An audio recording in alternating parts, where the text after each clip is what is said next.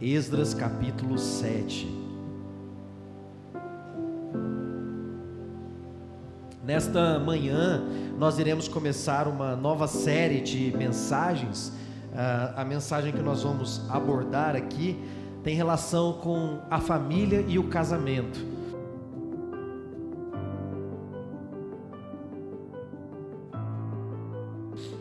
Eu fico muito feliz de poder falar desse assunto. Ao mesmo tempo, a gente se preocupa porque a ideia de casamento, a ideia de família tem sido um tanto quanto deturpada, e as pessoas hoje elas não sabem mais definir os termos.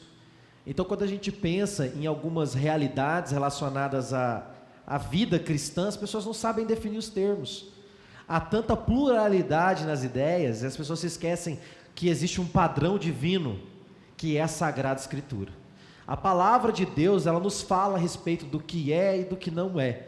E hoje nós vamos abordar um assunto que está em pauta, né? Um assunto que é importantíssimo para nós, porque nós vamos falar a respeito. Na verdade, você vai até ficar sem entender um pouco no começo, vai falar, mas o que isso tem a ver com casamento? Tem tudo a ver com casamento e família. A gente tem aí alguns solteiros, tirando os irmãos que estão trabalhando, né, aqui no serviço de adoração, só tem solteiro dentro da igreja. Eu vou falar de casamento, então pode ser que o casamento esteja batendo a sua porta. Deu glória aí, Rodrigo? Olha lá o Alisson, deu glória aí, Alisson? Aí. Deu glória aí também ou não? Deu, né, Rafael? Muito bem, então Deus ele está trabalhando em nós, está trabalhando através de nós, balançando a cabeça, está com vergonha, né? Mas é isso mesmo, né? Casamento não é só assunto para quem é casado, é assunto para quem é solteiro e quer se casar, né? Quem quer se casar também precisa ouvir a respeito desse assunto, precisa crescer nesse conhecimento. E para isso nós vamos olhar aqui para o texto de Esdras, capítulo 7, versículo de número 10. Esdras, capítulo 7, verso 10. Bom, se você não sabe onde está Esdras, não fique constrangido. Abra lá sua Bíblia, nas primeiras páginas tem um índice. Lá você vai ver o número de páginas e você vai conseguir achar, não tem problema nenhum. Esdras capítulo 7, verso de número 10, olha o que o texto vai dizer. Porque Esdras tinha se disposto no coração a estudar a lei do Senhor e a praticá-la, e a ensinar em Israel os seus estatutos e as suas normas. São 3 pontos importantes aqui. Eu vou pedir para que você que está aqui comigo hoje, repita bem forte para ficar bonito, esses 3 atos, né, essas 3 menções aqui a respeito do que Esdras havia feito. Primeiro, estudar, diga estudar. Tá fraco, gente, nós somos poucos, vocês não falar forte, não vai ficar bonito. Vamos lá, estudar. Praticar. E ensinar. Vamos de novo. Estudar, praticar e ensinar. Muito bem. Esses são 3 aspectos importantíssimos da vida cristã. Existe um ditado, pode sentar, querido, obrigado. Existe um ditado que diz que você não pode ensinar se antes você não sentou para aprender, não é assim? A palavra de Deus vai dizer que a gente não pode dar aquilo que a gente não tem. Então você não pode oferecer a alguém o que você não tem. E quando a gente fala a respeito de casamento, a gente fala a respeito de família, você é solteiro, mas você tem um pai, você tem uma mãe, talvez você more sozinho, né? Talvez você more com alguém, eu não sei, mas a família é um conceito muito amplo e importante, e nós precisamos definir esses termos a respeito de coisas que impactam a vida da igreja. E quando eu estou falando de igreja, quando eu estou falando de família, nós precisamos pensar no núcleo dessas coisas. E o núcleo dessas coisas começa lá em casa. E Esdras, ele está vivendo um contexto aqui um pouco diferente. Esdras, ele está vivendo ali junto com um imperador da época, né, Artaxerxes, e ele então recebe a autorização para voltar do exílio, né, para voltar a Jerusalém. assim como Neemias também havia recebido, né? Esdras então recebe esta autorização e está retornando. É importante frisar que Esdras era da descendência sacerdotal. Esdras vinha da linhagem de Arão. Esdras era então um homem que, de certa maneira, estudava a palavra de Deus. No entanto, o povo de Deus havia ficado pelo menos 70 anos exilado. E agora está sendo restabelecido alguns princípios importantíssimos e elementares para a vida cristã. E que princípios são esses? A prática da adoração pública. A prática de adorar a Deus em comunidade. E isso, queridos, é um privilégio. Esdras estava com isso no coração, Neemias também nessa mesma época com isso no coração. As reformas que estavam acontecendo ali, né, ainda não haviam se estabelecido totalmente. E a adoração pública, a reunião do povo de Deus, importantíssima para o povo de Deus. Nós precisamos entender isso, né? Que existe um aspecto particular da adoração. Existe, eu me tranco lá no meu quarto, eu oro, eu adoro a Deus, e não tem problema nenhum quanto a isso. Eu reúno os meus filhos, eu sento à mesa com a minha esposa, nós lemos a Bíblia junto, nós adoramos a Deus, e está correto, o aspecto individual, o aspecto separado, o aspecto particular da adoração. Mas o ápice da vida cristã, o momento mais importante, o momento mais maravilhoso da vida cristã é quando ela se reúne, a família de Deus.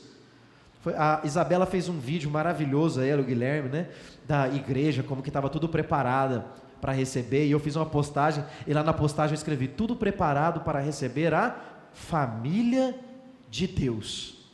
Receber a família de Deus para nós adorarmos a Deus em comunidade. Então nós precisamos entender o que significa culto, adoração comunitária, realidade, porque hoje as pessoas querem definir, né? O STF definiu o que é culto, né? Não, fica em casa, cultua online. Não existe culto online. A gente transmite aqui, coloca lá culto online, porque tem gente aqui cultuando. Onde há 2 ou mais reunidos, em teu nome ali o Senhor está. Mas culto online não existe. Você está assistindo o culto aí da sua casa, de alguma maneira tentando participar por causa do momento difícil que nós vivemos. Não há nada de errado quanto a isso por causa do momento. Porém, no entanto, entretanto, a adoração pública é o ápice da vida cristã. Não é o STF, não é o governador João Dória, não é o prefeito Dilador que vai definir o que é culto. Quem define o que é culto é a palavra de Deus. Isso é muito importante para nós que somos igreja.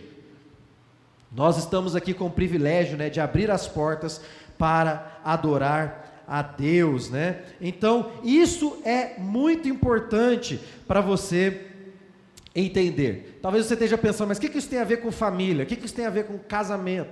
Tem tudo a ver, né? Alguns vão informar com convicção, vão afirmar com muita veemência que nós podemos ser igreja em casa. A gente pode ser igreja aqui em casa. Bom, normalmente quem fala isso são aquelas pessoas que de alguma maneira se frustraram com a igreja, se frustraram com a instituição, se frustraram com a liderança. É verdade, queridos, há muita coisa que acontece que não deveria acontecer na reunião dos santos. Por quê? Porque eles são santos, não porque isso é intrínseco a eles, ou seja, faz parte da sua natureza a santidade. Não, pelo contrário, sem Jesus o que faz parte da nossa natureza é uma depravação completa. O que faz parte da nossa natureza é o pecado sem Cristo. Isso não é intrínseco a nós, na verdade é uma posição que nós alcançamos por causa de Cristo. Somos justificados, somos santos, e existe um processo de santificação. Isso vale para a igreja, isso vale para a família. Então é esse tipo de pessoa que normalmente está frustrado, está magoado, está machucado, que vai fazer isso, né? Ou uma pessoa que não entendeu realmente o que significa a adoração pública, a adoração comunitária, né? E as pessoas normalmente que adotam esse tipo de vida são chamados hoje de desigrejados. é um nome que é mais contemporâneo, né? Nós que damos. Existem vários movimentos que acontecem ao longo da história a respeito de pessoas que são contra a institucionalização da igreja, e de certa maneira eu entendo, porque a instituição não pode ser um fim nela mesma, né? Ela tem um propósito, ela tem uma missão, então não pode haver esses exageros. De outro lado também, acreditar que a igreja ela não tem que ter um mínimo de organização jurídica também não faz nenhum sentido. Então as pessoas que estão frustradas e as pessoas que são contra a instituição vão dizer isso. Então elas pegam uma verdade e pervertem essa verdade. Qual é a verdade? Eu posso ser igreja na minha casa. Na verdade, eu devo ser igreja na minha casa. No entanto, não é isso que significa ser igreja apenas. Isso é uma parte da vida e da realidade cristã. Então eu devo ser igreja sim, em minha casa, né? Mas isso não é ser totalmente igreja. Eu ia falar igreja, aí ficou feio, né? Igreja não é ser totalmente igreja, ficar em casa. Por quê? Quando nós olhamos, por exemplo, para Jesus, quando ele fala a respeito da igreja, o que Jesus mandou a gente fazer? Jesus nos mandou batizar. Batismo é uma ordenança. Se você batiza de uma maneira equivocada, errada, ou batiza alguém que não está preparado para ser batizado porque não entendeu a fé, ou que não demonstra conversão real, então você está cometendo um pecado gravíssimo. Então a igreja, ela serve para esses momentos. Jesus mandou discipular, distribuiu dons entre as pessoas. Como é que eu vou ser igreja lá na minha casa, eu e minha esposa, só nós? Vamos realizar esses mandamentos aqui, esses mandados. A ceia precisa ser ministrada de maneira correta. Jesus vai falar a respeito de disciplina. Por exemplo, se um irmão pecar e não se arrepender, deve ser excluído. Como é que faz? Você vai excluir seu filho? Você não pode fazer isso.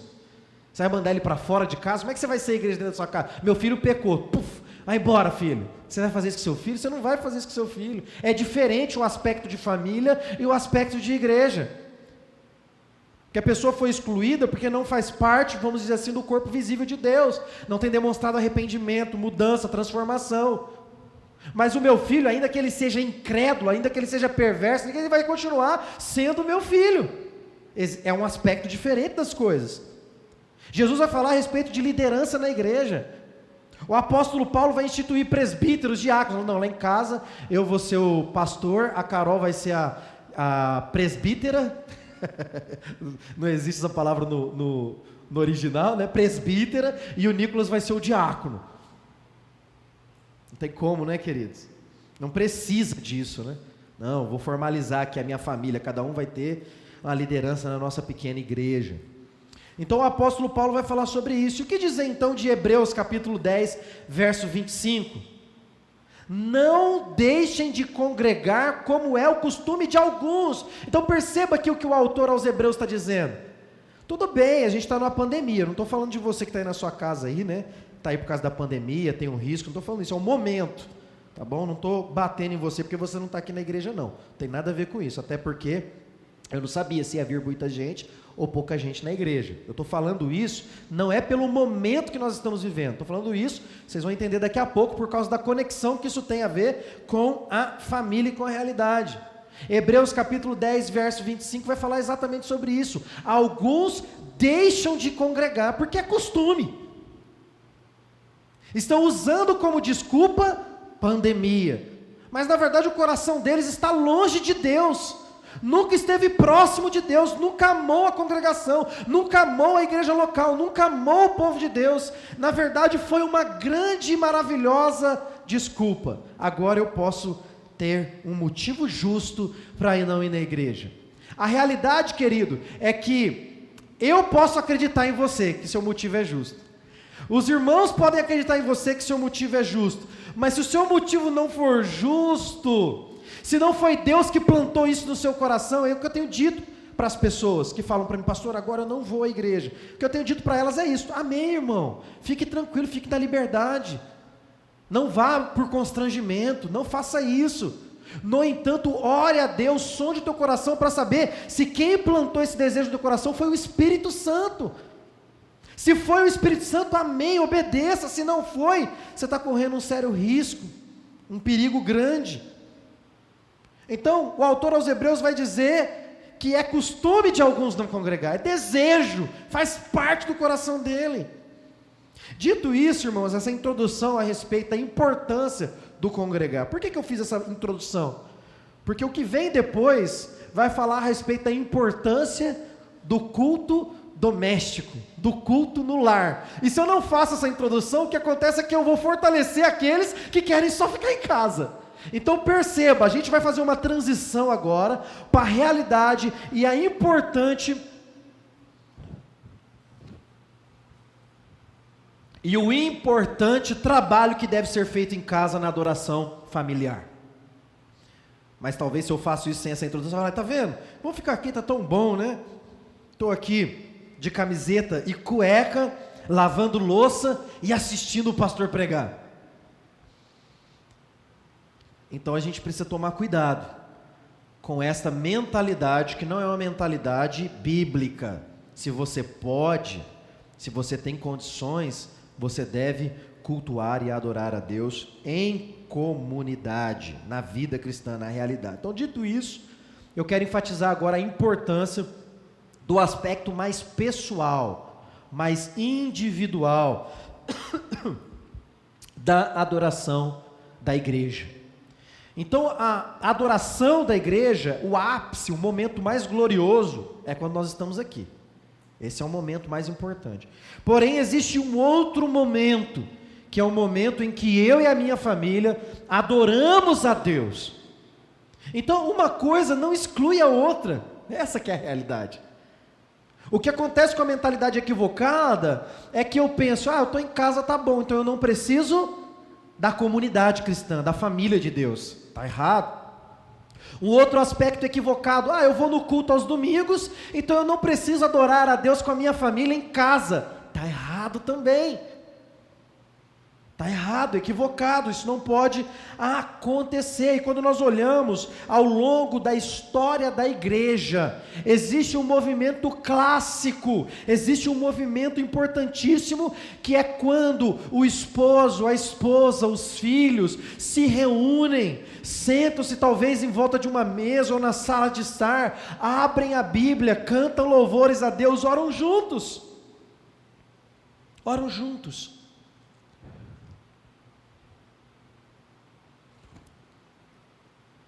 Então, queridos, se há exageros de um lado, em ficar apenas no culto, há exageros do outro, em pessoas que não querem adorar a Deus e acham que em casa podem fazer tudo o que Jesus mandou que elas ficassem. Mas a realidade é que se você quer ter um casamento bem-sucedido, se você quer ser um marido bem-sucedido, se você quer ser um filho bem-sucedido, se você quer ter uma família forte, você precisa de treinamento específico na palavra de Deus. Você precisa ser treinado, você precisa ser ensinado. E essa é a ideia hoje, aqui, né? Você precisa despertar o seu coração para uma realidade que pode salvar o seu casamento, para uma realidade que pode salvar o seu pai, que pode salvar a sua mãe da perdição eterna, para uma realidade que pode salvar os seus filhos. E que realidade é essa, querido? É a adoração familiar. Aqui a gente tem um movimento na nossa igreja que a gente chamava até então, né, ano passado, retrasado, antes da pandemia, de GF, Grupo Familiar, que nós reuníamos famílias nas casas para adorarmos a Deus juntos. Isto é uma coisa, eu não estou falando de célula. Vou chamar o vizinho, vou chamar meus amigos, isso é importante. Isso precisa acontecer também, grupos familiares, grupos pequenos, em casa, para evangelizar os vizinhos, para orarmos uns pelos outros, para ruminarmos a palavra de Deus. Isso é importante, mas eu não estou falando de célula. Célula é uma coisa.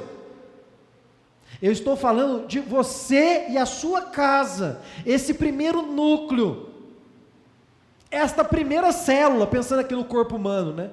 Essa primeira célula é você. Se você é casado, a sua esposa, o seu marido. Se você é solteiro, a sua mãe, o seu pai.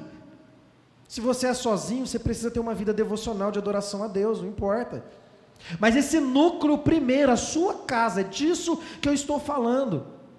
Talvez você possa falar, mas eu sou tímido. Eu não tenho a habilidade necessária para poder fazer um culto na minha casa. Eu te entendo. Mas a ideia da igreja local, da reunião dos santos, é exatamente essa. É construir um QG, um quartel general, onde as pessoas vão ser instruídas, vão ser treinadas e poderem ir para suas casas praticar a vida cristã. E isso é muito importante. Talvez você esteja perguntando, mas por que eu vou fazer isso? Você pode salvar sua família. Sem contar que isso vai transmitir para você, diante das pessoas da sua casa, autoridade, satisfação de você ter uma boa consciência. Sabe aquela consciência de dever cumprido? Tipo, nossa, a gente se reúne, a gente adora a Deus juntos. Isso irá evangelizar os descrentes da sua casa. Talvez seu filho ainda não tenha tido uma experiência com Deus. E primeiro de tudo, que eu coloquei por último, porque é o mais importante, você deve fazer isso por amor a Deus e a sua igreja. Porque a adoração familiar, a saúde espiritual da família é importantíssima para a saúde espiritual da igreja e da sociedade. E quando nós olhamos para esse texto que está em Esdras, capítulo 7, versículo 10, e nós observamos esse contexto deles estarem restaurando por causa dos anos que ficaram presos em exílio, 70 anos em exílio. Quando Esdras retorna, quando o povo de Deus retorna e eles vão reestabelecer a adoração, muitos deles nunca viram o templo, muitos deles nasceram no exílio, muitos deles não experimentaram da grandeza e da maravilhosa reunião dos santos, eles não sabem. Então esses três aspectos importantes da vida de Esdras, é o que nós vamos falar hoje em relação ao culto doméstico. Eu estou dizendo doméstico para você ter essa ideia de que é você e sua família, é você e sua casa. Então o primeiro aspecto da vida de Esdras, para restabelecer o culto público, para restabelecer a adoração pública, é que ele propôs em seu coração. Olha o que o texto vai dizer. Que coisa maravilhosa, né? Versículo 10, porque Esdras tinha se disposto no seu coração. Então a primeira coisa é você estar disposto a viver o evangelho de Cristo Jesus, você está disposto a experimentar da graça, do poder e da presença do Espírito Santo lá na sua casa. Você está disposto a ouvir e falar da palavra de Deus lá para sua esposa, lá para o seu esposo?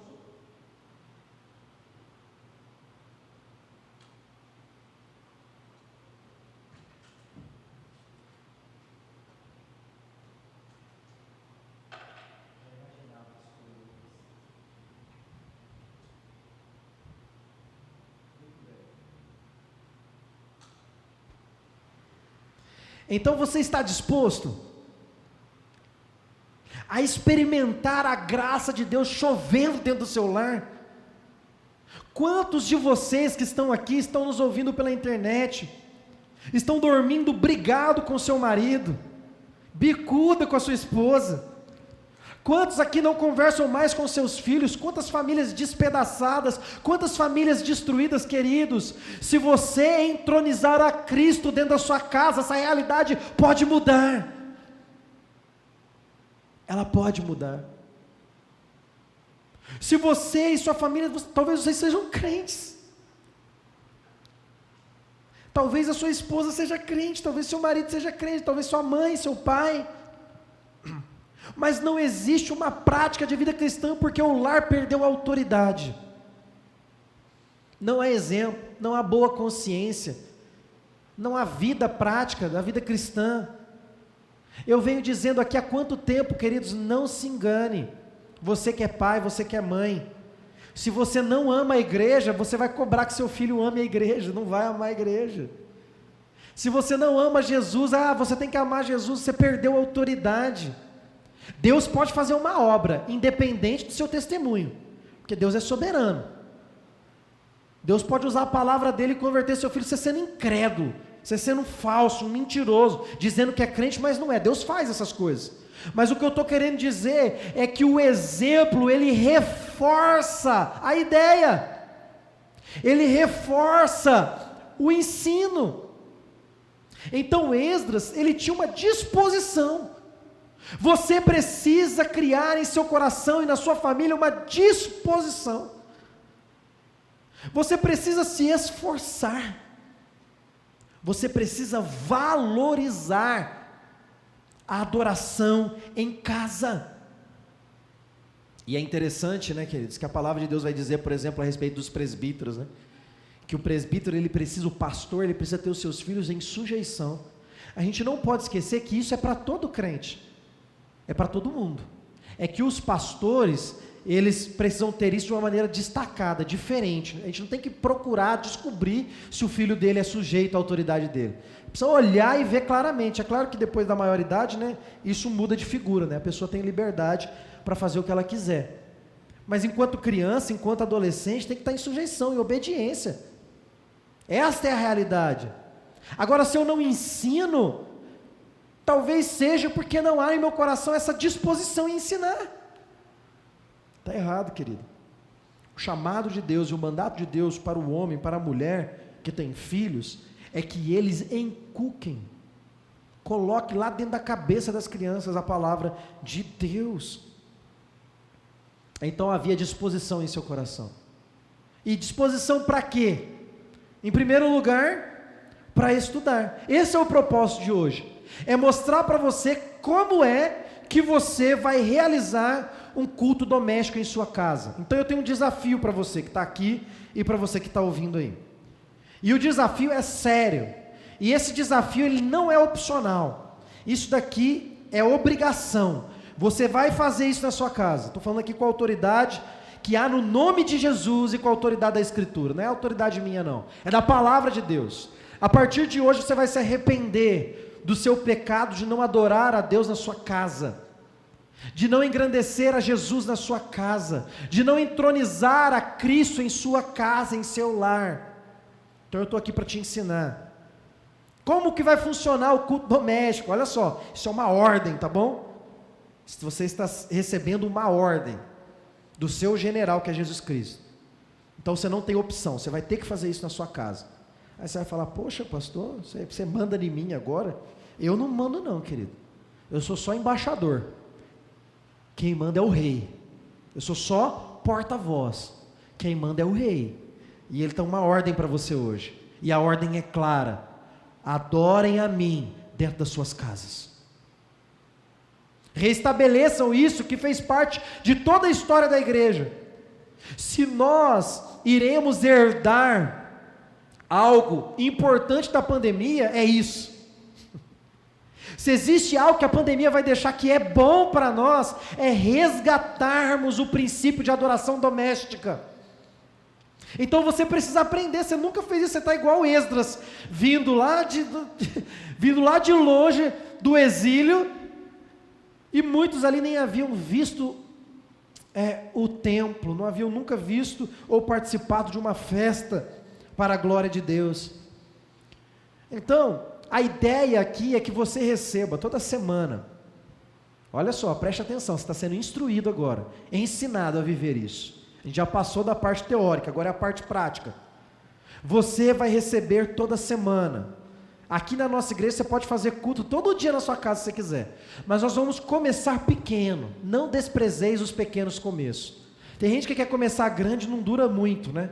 A gente precisa lembrar que a vida cristã, ela não é um tiro de 100 metros, sabe? O Usain Bolt, aquele jamaicano, já viu ele correndo? Ele até brinca, né? Tá correndo aqui, tá rindo para os adversários, porque ninguém pega ele, não consegue.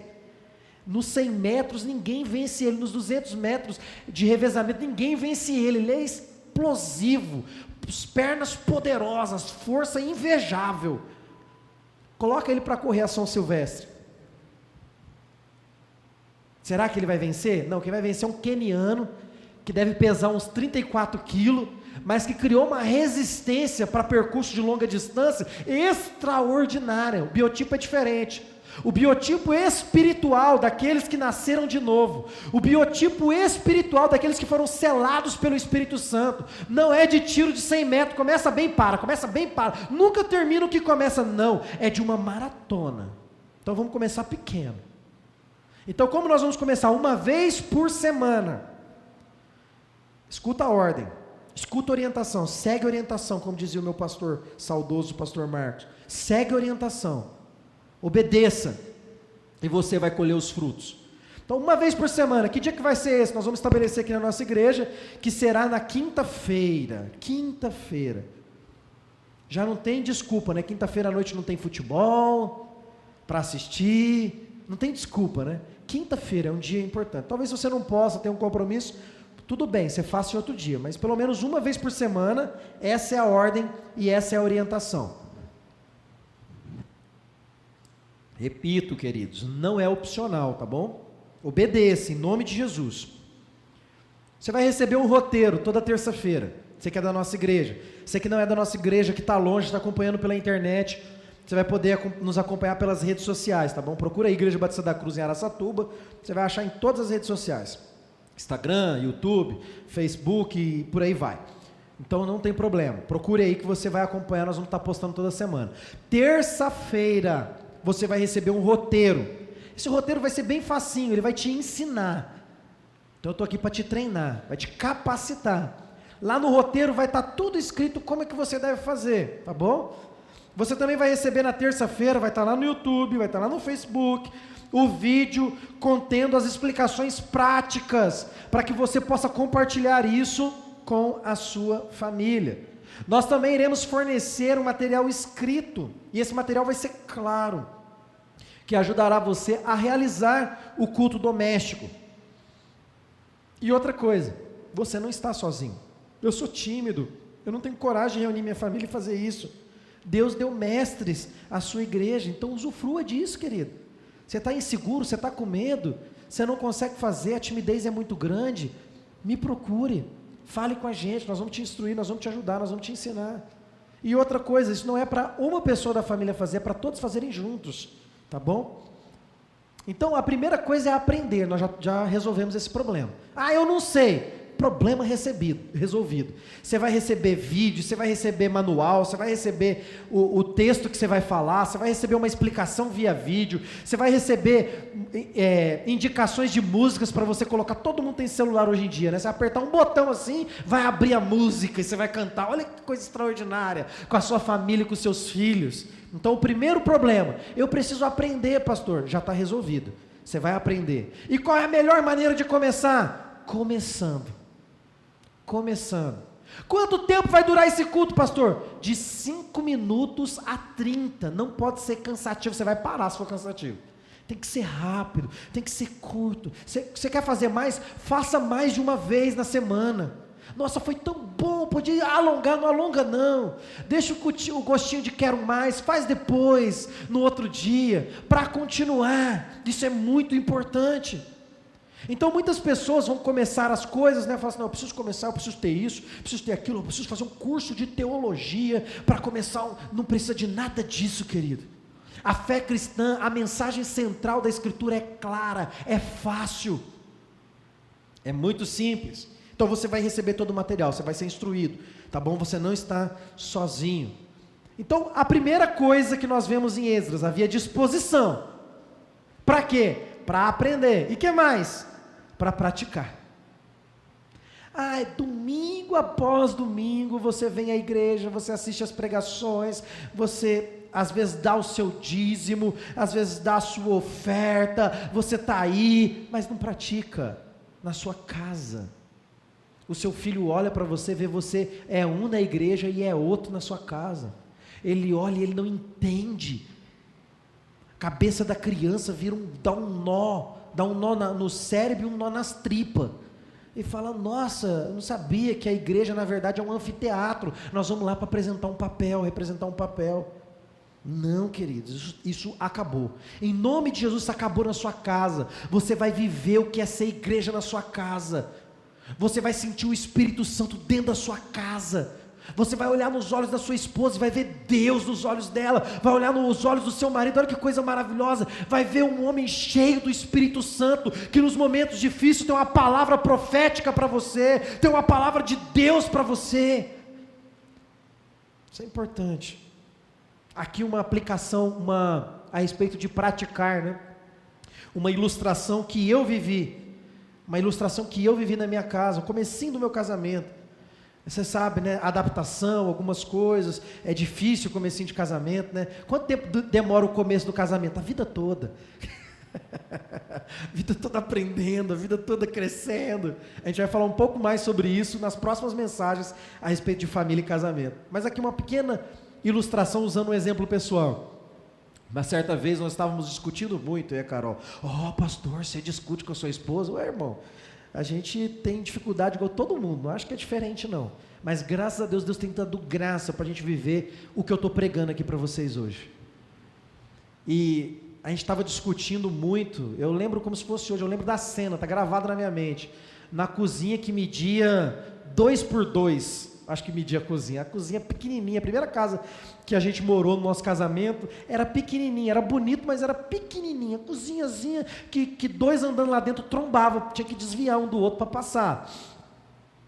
E nós estávamos discutindo muito, e a coisa estava calorada, e aí eu peguei ela, abracei ela assim, comecei a orar, nem falei para ela, vamos orar por isso, não, já abracei ela, a gente chorou junto, e fizemos as pazes, e foi maravilhoso.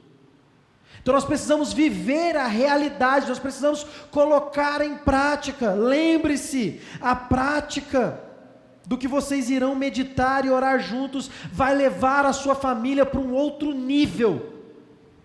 Aqui agora eu estou parecendo coach, né? Você vai subir de nível, e é verdade, querido. Você quer subir de nível, chegou a hora de você subir de nível. Chegou a hora de você ser um esposo melhor, de você ser uma mulher melhor, de você ser um filho melhor, que vai impactar a sua casa. Eu tenho dito aqui, não tem como uma pessoa cheia do Espírito Santo estar no ambiente e as coisas continuarem. Como sempre, não chegou a hora. Vamos subir de nível. Vamos subir de nível. Vamos ser famílias poderosas no Espírito Santo. É o momento, é a hora, já chegou. Hebreus, eu li aqui para vocês, não deixem de congregar como é o costume de alguns, quanto mais vedes que o dia se aproxima, não é isso que diz lá a sequência do versículo? Está escrito, você não está percebendo os sinais? O dia se aproxima, que dia é esse? O dia de Jesus Cristo. Então precisamos ter famílias superlativas no Espírito, poderosas no Espírito, que vão impactar a realidade da nossa casa. Esse é o chamado, a hora chegou. Vamos subir de nível. Então precisamos praticar, não é só ficar ouvindo, não é só ficar aprendendo, precisamos colocar em prática, e você vai colher frutos em todas as áreas da sua vida. Em todas as áreas da sua vida, no relacionamento, na intimidade, no sexo. Difícil falar sobre isso, né? Nós vamos falar. Vai colher frutos na intimidade, no amor, na paixão, no fogo. A gente vai ter uma mensagem que só vai falar sobre fogo. Não é fogo estranho não, é fogo que vem de Deus. Precisa ter fogo, precisa ter chama, precisa ter paixão. E é fácil, irmãos, não é, há dificuldades, há lutas, mas quando nós colocarmos em prática uma coisa que parece que não tem nada a ver, culto dentro da minha casa, isso vai acontecer, queridos. Quantos de nós que estamos aqui, vamos colocar os homens, isso é normal em mulheres também, mas em homens, que precisam abrir o celular, precisam abrir o tablet, precisam abrir o computador, e antes de ter relação com suas esposas, ver lá umas outras mulheres, assistir um filme pornô, coisa do tipo. Que é isso, irmãos? O que nós precisamos é ser cheios do Espírito Santo. O Senhor vai nos fortalecer, tanto homens quanto mulheres. Não, eu preciso me instigar, vamos colocar um filme aqui erótico para a gente. O que é isso, irmãos? Está totalmente errado. A gente vai falar sobre isso também, estou dando spoiler já, né? Você vai colher frutos quando você instituir. Parou de gravar, né, Isabela? Bem na hora, né? Falei, deixa eu parar aqui, que isso daí não dá para colocar. Mas é verdade, nós precisamos disso, nós precisamos dessa realidade dentro das nossas casas. Você vai colher frutos, irmãos. vai colher frutos em todas as áreas, na obediência dos seus filhos, experiências com Deus nos lares. Quantas experiências com Deus eu tive na minha casa? Quantas? Eu tive muitas experiências na minha casa, porque eu via a presença de Deus ali. Então, havia disposição para aprender e para praticar. E por último, havia disposição para ensinar. O chamado de Deus para mim e para você, não se engane, é para ensinar. E a gente ensina de duas maneiras.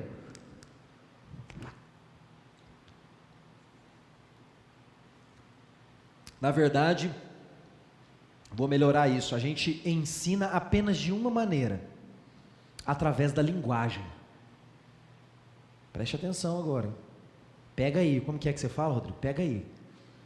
Pega aí que isso daqui é importante. Eu esqueci como é que você fala lá. Isso aí veio do alto, veio do céu. Não sei o que você falou um dia para mim aí. Pega aí, querido. Pega aí. Essa é importante. Só existe uma maneira de ensinar. Linguagem. E aí tem a linguagem falada e tem a linguagem corporal. Tem o exemplo. Deus não salva pelo exemplo, não. Deus salva pela linguagem falada, pela pregação pregada. Mas a linguagem corporal, o que eu faço, o que eu pratico, vai dar autoridade ou tirar a autoridade daquilo que eu estou falando. As pessoas vão descredibilizar você, se o que você fala é diferente do que você vive. Então é importante haver disposição para ensinar. Não se engane, você está ensinando. Talvez você não esteja lá pegando um manualzinho, abrindo, lendo. Eu não ensino não. Ensina. Você ensina a não estudar. Você ensina a não praticar. Você ensina a fazer errado. É isso que você está ensinando. Mas você ensina. Então lembre-se, você precisa ensinar. E pensando aqui em ensino, nós vamos fazer isso nas nossas casas, nos cultos domésticos. Como que nós vamos ensinar dentro de casa? A gente precisa pensar em algumas coisas. Primeiro, precisa haver um local específico dentro da casa para isso. Nós vamos fazer na mesa de jantar. Poxa, eu não tenho mesa de jantar em casa, a mesa é pequena. Então nós vamos fazer na sala. Vamos sentar, não tem sala, então nós vamos fazer no quarto. Não importa, mas institua um lugar. Primeira coisa, tem que ter um local específico. Olha, agora é o momento de nós fazermos. Vamos fazer toda vez no café da manhã? Todo mundo toma café da manhã junto? Então vamos. Senta todo mundo e faz. Vamos fazer no almoço? Não tem problema. Vamos fazer na janta? Não tem problema. Vamos fazer à noite antes de dormir? Não tem problema. O importante é que haja um horário, para que todo mundo se prepare para aquele horário. É específico. Esse é um momento. Não é assim? Quem estuda na faculdade não tem um horário para estudar? Imagina se na faculdade o professor falasse, a aula vai ser daqui a pouco. Aí você, mas eu estou fazendo outras coisas. Não vai funcionar. Quem trabalha não é assim? Não tem um horário para fazer as coisas? Se o seu patrão, tem uns que é assim, né? O patrão liga toda hora. Mas essa não é a realidade. Isso não é a maneira que deveria ser, pelo menos. A não ser que paguem você para isso, né? Você ficar full time. Mas se não é assim, você tem um horário, você tem a disposição. Então precisa haver um horário para que você cumpra isso. Então, primeiro lugar. Segundo, um horário específico para que o culto doméstico aconteça. Terceiro, é importantíssimo que todos participem. É importantíssimo que todos participem. Alguns casos não vai dar. De repente o esposo não é crente, não quer. Tudo bem, a gente entende, mas poxa, se todo mundo é crente, por que não vai participar, gente? Me explica. Me explica isso daí. Nós vamos ler a Bíblia agora. Por que que não vai ler? Por quê? Não, me fala. Dá um argumento plausível para isso. Não é porque eu estou jogando no celular agora. Olha, gente, não, agora é meu momento de lazer. Não, mas não marcou o horário, não marcou o dia, uma vez por semana. Então não existe. Se a pessoa diz que é crente, se a pessoa diz que tem Jesus, não tem porquê. Todo mundo vai participar. Tem que ser assim. Você que é marido aí, meu irmão, bate na mesa e fala, todo mundo vai participar sim. Aí tem, infelizmente, né, algumas irmãs têm que fazer o papel do marido, né, o marido não se move. Vamos, gente, vamos. E é isso mesmo, tá certo. Tá errado não. Se diz que é crente, se diz que não é crente, você pode ganhar pelo silêncio, como vai dizer a palavra de Deus, né? Deixa ele lá quietinho, faz você e seus filhos e vai dar tudo certo. Então, primeiro, local específico. Segundo, horário específico. Terceiro, presença de todos. Quarto, material para o culto. Então tem que preparar o material. Todo mundo tem que estar com Bíblia. Outra coisa também, tem que estar todo mundo preparado, né? Todo mundo preparado. Vamos tomar um banho, vamos descansar, desliga o celular, vamos nos preparar igual quando vem para a igreja, né? Tem que se preparar. A não ser que vá usar a Bíblia no celular, né? Mas caso contrário, desliga o celular, deixa tudo no cantinho. Então tem que ter Bíblia, tem que ter lá uma caneta. A gente não tem um inário, né? Nossa igreja não trabalha com inário, né? Seria bom que a gente trabalhasse, né? Porque todo mundo ia cantar no inário em casa. Talvez você tenha essa prática, você saiba, use o seu inário. Caso contrário, o material que nós vamos mandar já as músicas, toda semana, para você cantar com a sua família. Músicas que a gente canta na igreja, músicas clássicas, a gente vai mandar as músicas, você vai abrir no seu celular, o alto-falante vai fazer uma marcha, vai começar a cantar, acredita? Aí você vai poder cantar com a sua família aquela música, tá bom? Se alguém toca um instrumento, é mais gostoso ainda, né? Pega o violão, pega algum instrumento, toca, canta, é melhor ainda. Mas se não tem essa habilidade, põe no celular, canta, perde a vergonha. Você vai ver como isso vai aumentar a intimidade da sua casa. Vai aumentar demais, demais, demais. Quanto tempo deve durar? Eu já disse, no máximo aí 30 minutos. 5 minutos a 30 minutos. 5 a 30 minutos é suficiente para você começar, para você fazer isso. A gente tem dificuldade, não tem problema, 5 a 10 minutos, faz rapidinho, do jeito que vocês conseguirem, mas faça. Um modelo para vocês, modelo em 6 pontos, bem simples. Primeiro, oração, vai reunir, vamos orar? Alguém ora. Segundo, cantar. Como eu disse, você vai receber as músicas, você vai cantar. Terceiro, confissão de pecados e pedido de perdão. Então, tem certas coisas, né, que você não precisa discutir na frente dos filhos, né? Briguei com a esposa, então você falou aquilo, me magoou, vamos agora lavar roupa suja aqui no culto. Não é a hora, não é o momento, não é o lugar, tá bom? Isso aí você faz lá no seu quarto com a sua esposa, não faz na frente dos seus filhos. Mas você pode confessar alguma coisa, ou pedir perdão por alguém, alguma coisa que dê para pedir perdão, mas é um momento de confissão de pecado. Ninguém quer confessar pecado, não tem problema, vamos confessar a Deus, vamos ajoelhar. Olha que coisa maravilhosa. Imagina, querido, seu filho te vendo ajoelhado diante de Deus, orando, pedindo perdão. Você tem noção do impacto que isso causa na mente e no coração dessa criança? É muito forte o impacto. Quantas vezes eu acordei de madrugada para ir no banheiro, estava apertado, minha mãe estava de joelhos na sala de madrugada, de joelhos, ela não fazia aquilo para eu pegar, ela nem imaginava que eu ia acordar, eu via ela de joelhos, aí eu ia de ponta de pé no banheiro, fazia o que tinha para fazer, voltava para o quarto, e quando eu voltava ela ainda estava lá, e eu dormia, ela estava lá. Você não tem noção de como isso impactou a minha vida, de como isso impactou a minha história. Impacta, irmãos, impacta, não se engane, impacta. Então vamos ajoelhar, gente, vamos pedir perdão pelos nossos pecados, pelas nossas falhas, pelos nossos erros. Jesus é poderoso para nos perdoar. Oração de intercessão. Quarto, né? Oração de intercessão. Primeiro pede perdão, depois vamos orar. Tem algum amigo doente, tem alguém enfermo, a gente está querendo alguma coisa em casa, a gente queria trocar de carro, vamos orar por isso. A gente queria alugar uma casa melhor ou comprar uma casa, vamos orar por isso. Eu queria um videogame, vamos orar para Deus nos dar a condição de comprar esse seu videogame. Vamos orar, intercessão, interceder, pedir a Deus pela vida das pessoas. Alguém incrédulo na família, vamos orar para que Deus toque no coração dele e etc. Eu ainda nunca tive uma experiência poderosa com as pessoas, vamos orar para os nossos filhos terem uma experiência, um Pentecoste com Deus, receberem de forma poderosa o Espírito Santo. Vamos orar. Você não tem noção de como isso vai impactar a sua família, a sua casa. Quinto lugar, leitura e meditação da palavra. Como eu disse, você vai receber um roteiro, tá bom? Então vai estar lá vai estar o tema, vai estar mais ou menos o que você precisa falar. Eu não sei ensinar, pastor, então leia, se alguém quiser comentar, comente, vai ser suficiente para vocês se alimentarem naquele momento. E por último, oração final de gratidão. Então vamos orar agradecendo a Deus? Vamos orar agradecendo a Deus por tudo que a gente tem. É um momento legal até para vocês falarem assim, vamos aqui orar a Deus, domingo nós vamos levar nossas ofertas, nossos dízimos, vamos agradecer e ensinar seus filhos. Olha que coisa maravilhosa. Então, são 6 pontos, só 6 pontos, que dura 5 minutos a 30 minutos para você fazer na sua casa. Por que a gente não faz? Essa é a pergunta. Por que a gente não quer Deus na nossa casa? A gente não quer ser cheio do Espírito Santo, a gente não quer Deus. Por que a gente não faz? Talvez você diga, olha, eu não tenho tempo, minha família não tem tempo para isso. Como assim, gente? Você não tem 5 minutos no seu dia? É inacreditável uma desculpa como essa. Não comece grande. Vamos fazer um culto igual lá na igreja. Vou abrir aqui com o salmo. Senta aí, aqui é o púlpito. Senta aí, eu vou pregar para vocês. Não é isso não, querido. Não é isso, tá bom? É algo bem simples, é algo bem familiar, é algo bem caseiro para realizar o seu culto doméstico. Talvez você também diga, nossa família é muito pequena para fazer isso, a gente não precisa disso não. Está errado, querido, lógico que precisa. É importante que todo mundo participe, para a edificação, para o crescimento. E se você é sozinho, você vai fazer mesmo assim esse momento, mas vai fazer em forma de devocional. Vai abrir, vai ler a Bíblia, vai orar, e Deus vai te edificar. Uma outra desculpa que talvez você possa estar dando no seu coração: eu tenho vergonha.